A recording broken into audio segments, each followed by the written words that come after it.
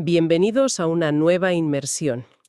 Hoy nos metemos de lleno en un tema que, bueno, de una forma u otra nos define a todos, la resolución de problemas. Un tema importantísimo, ¿sí? Para guiarnos tenemos un material de partida que me ha parecido muy interesante.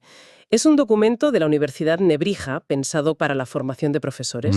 Y el objetivo es ambicioso, ¿eh? No solo entender qué es un problema, sino cómo atacarlo de forma metódica, ya sea en un aula o, y esto es lo curioso, en una cadena de montaje. Sí, ese doble enfoque es lo que lo hace fascinante. Totalmente. Y para ponernos en situación, el propio texto arranca con una cita de Yoda que me parece perfecta. Dice, no lo intentes, hazlo o no lo hagas. Pura declaración de intenciones. Es una llamada a la acción. Exacto. Y lo bueno del material es que nos obliga a ponernos dos sombreros. A ver. Por un lado, el del estratega, digamos, solitario. El del estudiante de ciencias que se enfrenta a un enigma, pues con las herramientas de la lógica, como las matemáticas o la física. El enfoque clásico. Eso es. Y por otro, nos pone el casco de ingeniero en una fábrica, donde un problema ya no es un reto intelectual. No, es un fallo real. Es un fallo que cuesta dinero, que afecta a gente. Y ahí la solución no depende de un genio, sino de un equipo muy coordinado. Hoy vamos a viajar entre esos dos mundos. Pues me parece un viaje de lo más interesante. Empecemos por el principio, porque a menudo las palabras nos juegan malas pasadas. ¿Sí? En el colegio yo usaba problema y ejercicio casi, pues como si fueran lo mismo. Nos ha pasado a todos. Pero aquí se insiste mucho en que son cosas radicalmente distintas. Un ejercicio era, no sé, aplicar la fórmula que te acababan de enseñar. Y punto. ¿Dónde está la línea divisoria? Pues mira, has puesto el dedo en la llaga. La diferencia es la que hay entre seguir una receta de cocina y tener que inventarte un plato con lo que tienes en la nevera. Ah, muy buena analogía. Un ejercicio, como bien dices, es aplicar un procedimiento que ya conoces. Es una comprobación. Te has aprendido el camino. Sí. Vale, perfecto. Ok. Pero un problema de verdad, eso es un territorio desconocido. El propio documento usa una palabra que lo cambia todo. Es un reto. Un reto. Un reto. Es una situación donde el camino hacia la solución, pues, no es nada evidente. No hay una fórmula mágica. Te obliga a conectar ideas, a probar caminos que no llevan a ninguna parte, a usar el pensamiento lateral. Claro, es la diferencia entre seguir un mapa y tener que dibujarlo tú. Exacto. Me recuerda, y es una tontería, a cuando montas un mueble de estos de IKEA. Uy, sí. La tentación siempre es empezar a atornillar cosas de inmediato, pero las únicas veces que me ha salido bien a la primera es cuando me he forzado a pasar 10 minutos solo mirando las instrucciones. Entendiendo el plano. Contando los tornillos, por muy tonto que parezca. Ese primer paso de entender lo que tienes delante es o sí. Es brutalmente importante. Y creo que con los ejercicios nos lo saltamos. Es una analogía perfecta, porque con el ejercicio, el cómo ya te lo han dado. El reto es solo de ejecución. Sí. Con el problema, el reto empieza mucho antes, en la comprensión y en el diseño de una estrategia. Por eso un ejercicio bien resuelto demuestra que sabes seguir instrucciones. ¿Y ya? Y un problema bien resuelto demuestra que entiendes los principios que hay detrás a un nivel mucho más profundo. Y ahí está el verdadero aprendizaje. Esto nos lleva a una idea del texto que me ha parecido muy potente. Que no todos los problemas son iguales. Desde luego que no. Para que un problema sea una buena herramienta de aprendizaje, tiene que cumplir ciertas condiciones. Y una de las advertencias más claras es que no puede ser un acertijo. Una de esas preguntas con trampa que dependen de una idea feliz. Se insiste mucho en que la solución debe venir de la experiencia, de conectar conocimientos, no de un chispazo de genialidad. Exacto. Es que esas ideas felices en realidad no existen como tal. Lo que llamamos genialidad suele ser experiencia acumulada que, de repente, hace clic en el momento justo. Claro. Un buen problema debe ser, primero, interesante. Si te da igual el resultado, no le vas a poner ganas. Lógico. Y si está basado en algo real, mucho mejor, porque te permite usar la intuición.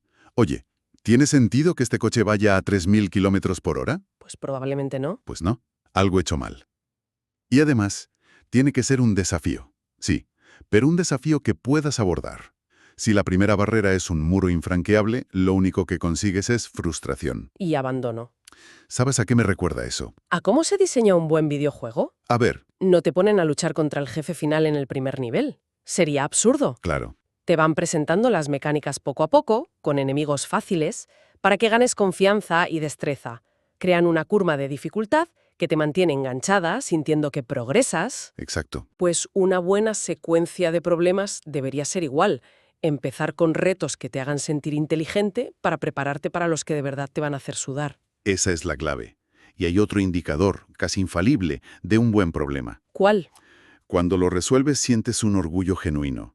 Una satisfacción que te empuja a querer contárselo a alguien. Sí. Oye, mira qué problema más chulo he resuelto. Inténtalo tú.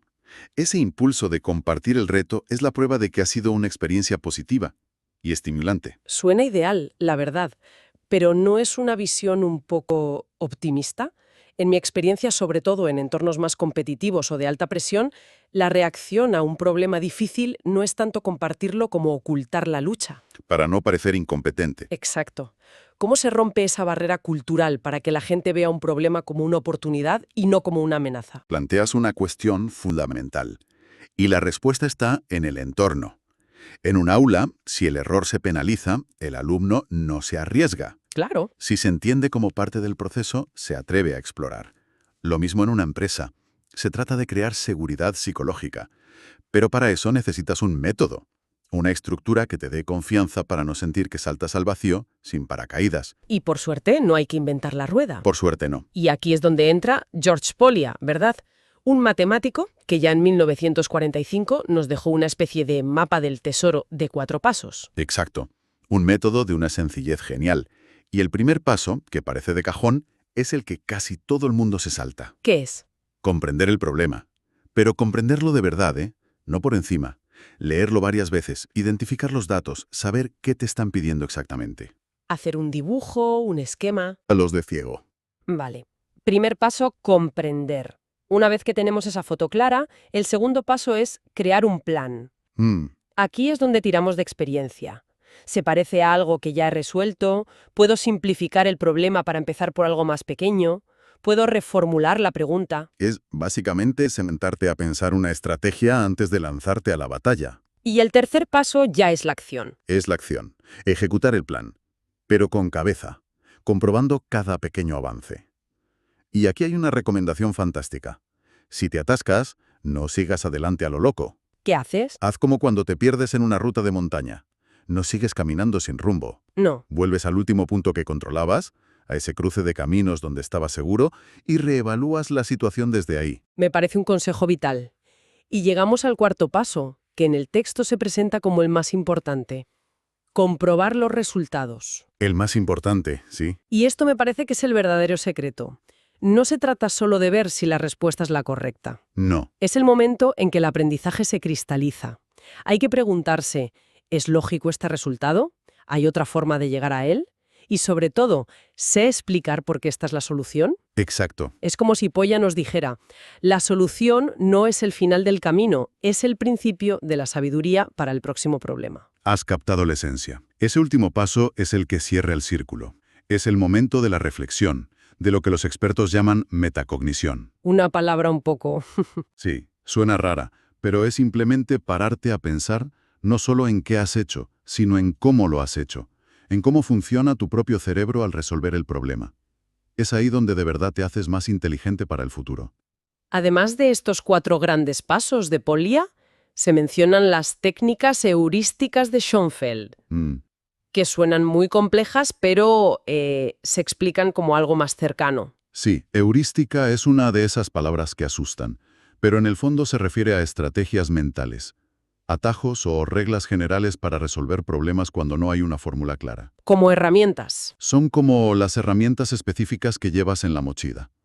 Schoenfeld las agrupa en 3 tipos: de análisis, como hacer diagramas o probar con casos sencillos; de exploración, como buscar problemas parecidos; Ah, vale. y de comprobación, que es básicamente aplicar el sentido común para ver si la solución tiene pies y cabeza.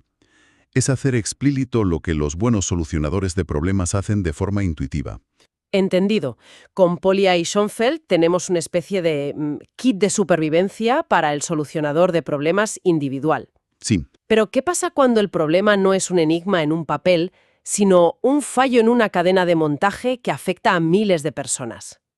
Ahí el enfoque solitario nos sirve. La escala lo cambia todo. Y es aquí donde el documento nos lleva a un terreno completamente diferente. Sí, a la resolución de problemas como un deporte de equipo y de alta competición. Exacto. Damos un salto al mundo industrial, al sector del automóvil, con un método llamado las 8 disciplinas, o método 8D. 8D. Y aunque el escenario cambia radicalmente, la lógica de fondo es sorprendentemente similar a la de Polya. Es una metodología sistemática y, esto es crucial, participativa. Y la regla de oro. Se basa en hechos, no en opiniones. El objetivo es encontrar la causa raíz de una desviación y eliminarla para siempre. Vale, profundicemos en esto porque suena muy potente. Para hacerlo más tangible, podemos usar un ejemplo. Venga. Imaginemos que somos un fabricante de coches y un modelo nuevo empieza a tener problemas. Los frenos se desgastan antes de tiempo. Un clásico. Los clientes se quejan, tenemos un problema grave. ¿Cómo aplicaríamos las 8D? Perfecto ejemplo. Lo primero, antes incluso de empezar, es la D0. Conocimiento del problema. ¿Es un problema real o es un rumor? ¿Tenemos datos? Ok, ¿lo confirmamos? Una vez confirmado, empieza el proceso. D1. Formar un equipo. Esto es clave. No lo va a resolver una sola persona. No. Necesitas a gente de diseño, de producción, de calidad, quizá hasta de compras, por si el problema está en un proveedor. Y D2. Describir el problema. El primer paso de Polya, pero con esteroides. Totalmente. Pero aquí no basta con que tú lo entiendas en tu cabeza. Todo el equipo tiene que tener la misma fotografía basada en datos. ¿Qué modelo exacto? ¿Fabricado cuándo? ¿En qué fábrica? ¿Con qué kilometraje fallan? ¿Cuánto antes de lo esperado? Se cuantifica todo. Se separan los síntomas. El coche no frena bien. Eso. Se separa eso de los hechos. Las pastillas del lote X tienen un desgaste del 80% en 10.000 kilómetros cuando deberían tener un 20%. Entendido. Una vez que todo el equipo tiene esa foto ultra precisa, ¿cuál es el siguiente movimiento? Supongo que buscar al culpable, ¿no? Todo lo contrario. Y aquí el método 8D nos da un golpe de realidad. Olvídate de buscar culpables. El siguiente paso, la D3, es implantar medidas de contención. Contención. Es una lección de humildad y de responsabilidad. Si tu fábrica está produciendo coches con frenos que pueden fallar, no te pones a filosofar. Lo primero que haces es parar la sangría. Claro. Poner en cuarentena todos los coches sospechosos. Avisar a los concesionarios.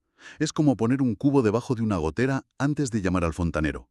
Proteges al cliente por encima de todo. Tiene toda la lógica del mundo. Primero, que el problema no se haga más grande. Y una vez contenido, supongo que ahora sí, ya toca investigar. Ahora sí. Con el cliente a salvo, puedes respirar y empezar el trabajo de detective. Llega el corazón del método, la D4. Identificar y verificar la causa raíz. La causa raíz. De que la clave es no quedarse en la superficie. El síntoma es que las pastillas se desgastan. ¿Por qué? Porque rozan demasiado. ¿Por qué? Porque la pinza de freno no retrocede bien. ¿Por qué? Porque una junta de goma se deforma con el calor.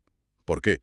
Sigues tirando del hilo. Porque el proveedor cambió el compuesto de la goma sin avisar. Se trata de preguntar por qué 5 veces si hace falta, hasta que ya no puedas seguir. Y se formulan hipótesis y se verifican con pruebas, no con opiniones de yo creo que es. Una vez que tenemos esa causa raíz, ese pecado original, los siguientes pasos parecen más directos. Lo son. La de 5 es elegir la acción correctora permanente y la de 6 es implantarla y verificarla. En nuestro ejemplo. Pues sería buscar un nuevo proveedor para esa junta o exigir al actual que vuelva al compuesto original. Y luego, claro, hacer pruebas exhaustivas para confirmar que el problema de desgaste ha desaparecido por completo. Ya no estamos poniendo un parche. Estás extirpando el tumor. Exacto. Pero el método no termina ahí. Quedan 2 pasos que me parecen muy reveladores sobre su filosofía. Son los que separan una simple reparación de un verdadero aprendizaje como organización. La D7 es prevenir la reaparición. No basta con arreglar los frenos de este modelo. Hay que preguntarse qué falló en nuestro sistema para que un proveedor pudiera cambiar un material crítico sin que nos diéramos cuenta. Claro, para que no vuelva a pasar. Quizá necesitamos mejorar los controles de calidad de los materiales que nos llegan. Se trata de modificar el sistema para que este tipo de error y otros parecidos no puedan volver a ocurrir nunca. Y el broche final, la D8, que es sencillamente felicitar al equipo. No es un detalle menor, ¿verdad? En absoluto. Es fundamental. Reconocer el trabajo, el esfuerzo colectivo, el éxito. Eso cierra el ciclo. Refuerza la cultura. Refuerza la idea de que los problemas son oportunidades de mejora y que resolverlos en equipo es motivo de orgullo. Sin ese paso, el proceso quedaría, pues, incompleto. crea cultura. Pues hagamos una pequeña recapitulación, porque el viaje ha sido denso. Sí, lo ha sido. Hemos partido de una idea clave, la diferencia entre un ejercicio, que es seguir un mapa, y un problema, que es un reto que te obliga a dibujarlo. Hemos visto que para el aventurero solitario, un método como el de Polia, basado en comprender, planificar, ejecutar y sobre todo reflexionar, es una brújula infalible. Sin duda. Y luego hemos saltado al mundo corporativo, donde los problemas son colectivos, de alto riesgo, y hemos descubierto un sistema como el 8D que nos enseña a priorizar los hechos sobre las opiniones, a proteger al cliente antes que nada y a buscar la causa raíz para mejorar el sistema, no solo para apagar un fuego. Y si hay una idea que subyace a todo, es que la única manera de aprender a resolver problemas es simplemente resolviéndolos. Claro. Toda la teoría que hemos discutido es una guía, un andamio, pero la experiencia de enfrentarse al reto, de frustrarse, de volver al punto de partida y finalmente de encontrar la salida, eso es absolutamente insustituible. Sin duda, la práctica hacia el maestro. Y para terminar me gustaría lanzar una idea al aire. Adelante. Hemos analizado el método 8D, un sistema industrial increíblemente riguroso, ¿verdad? Sí. Esto me lleva a una pregunta. ¿Qué pasaría si aplicáramos una disciplina similar a los grandes problemas de nuestra vida personal o social? Donde tan a menudo las opiniones, las emociones y los juicios de valor se comen todo el espacio del análisis. ¿Qué cambiaría si nos forzáramos a aplicar esa distinción brutal entre síntomas y causa raíz, entre contener el daño y solucionar el origen, antes de lanzarnos a proponer soluciones? Es una pregunta muy potente. Quizá descubriríamos que muchos de los debates que tenemos están centrados en los síntomas, mientras las causas raíz pues permanecen intactas.